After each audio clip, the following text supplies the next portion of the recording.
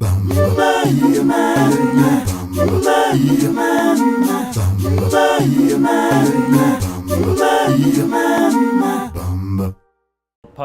are becoming a major media platform in America. They're up 70% year on year for the last 3 years, which is the fastest growth in any new media platform. In fact, even with the old ones, obviously, who are retarding.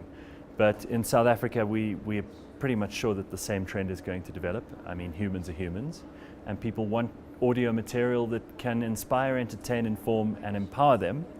The best way to deliver that is by letting them choose the content they care about, down to whether it's as narrow and as niched as the particular extreme sport that only they care about, or a subject like geography. There are podcasts about absolutely everything, and if you want it, you'll find it and you'll listen to it. And the audiences that do listen to podcasts are tremendously loyal, and they take them very seriously. We all know that advertising is moving more and more into a content creation sort of scenario, and as advertising does that, it will need to either associate with or brand or help co-create content that people care about. That's how you'll get your commercial messages across, that's how you'll draw in the audience, that's how you'll get them to buy your things, how you'll get them to engage in your services. So obviously podcasting is one way, a cheap way and an effective way in which you can start to experiment in that field. If you're an agency that's always done standard commercials, this could be the way to start to educate yourself about how you can become a content creator.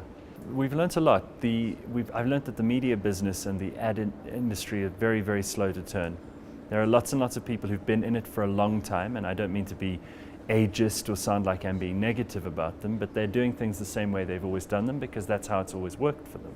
But unfortunately, those ways and those means are now outdated.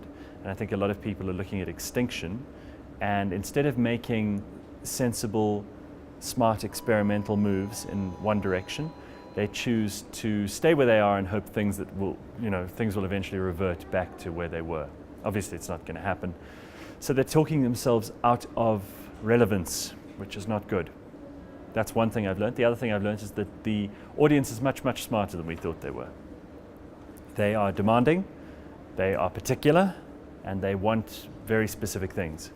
And if we don't give them those things, they will find them somewhere else. And you have to be authentic and you have to be real to attract those audiences, because they're absolutely not dupable. I think audio is a very powerful medium. Audio engages the imagination. It's something that you can do while you're doing other things. And it's the primary means for us to digest and absorb valuable information. It has been evolutionarily. So I think audio is something that speaks to a lot of people. Why it appeals particularly in South Africa might have to do with our oral traditions. It might have to do with the fact that many people learn their history, learn their identity by hearing the stories around the campfire.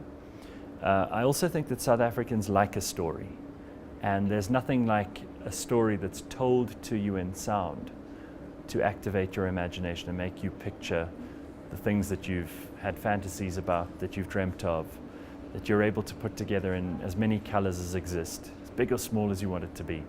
It's really, it's probably the only way to get people to dream while they're awake.